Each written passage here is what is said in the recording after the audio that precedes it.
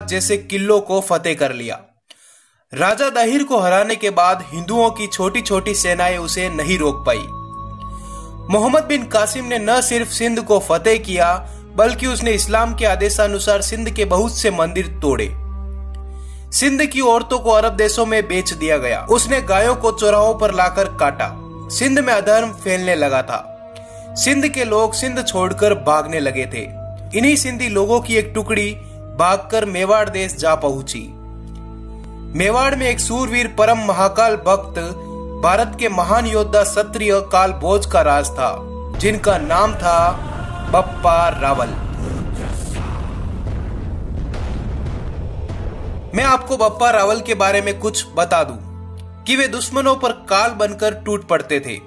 वे परम महाकाल भक्त थे, जिससे युद्ध में ऐसा लगता था कि महाकाल स्वयं बप्पा रावल के रूप में लड़ रहे हैं। हरित ऋषि के आशीर्वाद से बप्पा रावल मात्र 20 वर्ष की छोटी आयु में ही मौर्य शासकों पर काल बनकर टूट पड़े और इतनी छोटी आयु में ही अपनी जीत का भगवा संपूर्ण मेवाड़ में बुलंद किया। राजपूती खून सैलाब तब बना जब बप्पा ने सिंध देश की व्यथा सुनी। जब बप्पा ने सुना कि मल्लेच्छों ने सिंध फतेह कर लिया है और इन मल्लेच्छों ने बहुत से शिवालयों और देवताओं की मूर्तियों को खंडित किया, तो बप्पा का खून खोलने लगा।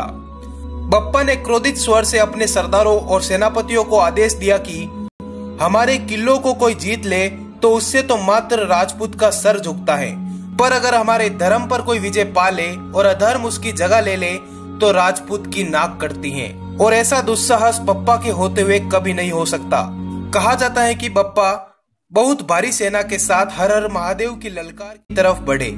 712 ईस्वी में बप्पा रावल की सेना महाकाल के युद्ध घोष के साथ मल्लेच्छों पर टूट पड़ी। एक एक राजपूत 10-10 मल्लेच्छों पर भारी पड़ा। बप्पा रावल ने 712 ईस्वी में सिंध के किले को फतेह कर लिया, सिंध में भगवा बुलंद किया। मोहम्मद बिन कासिम पानी के रास्ते अरबी हजाज के पास भाग गया और उसने अरबी हजाज को सारी बात बताई। इधर बप्पा ने देखा कि मल्लेच्छ मैदान छोड़कर अरब की तरफ भाग रहे थे, तो बप्पा अकेले ही हर हर महादेव की गज के साथ अरब की तरफ निकल पड़े और इन जिहादी लुटेरों को आज के बलूचिस्तान तक खदेड़ दिया और संपूर्ण भारत में फिर से सत्य सनातन वैदिक राज्य की स्थापना की। भगवा फिर से बुलंद हुआ। कहा जाता है कि युद्ध के मैदान में बप्पा के सामने बड़े से बड़ा सूरवीर योद्धा भी नहीं टिक पाता था। बप्पा में इतनी शक्ति का कारण कोई बोनवीटा नहीं था, सिर्फ सच्चे मन से महाकाल की पूजा करना था।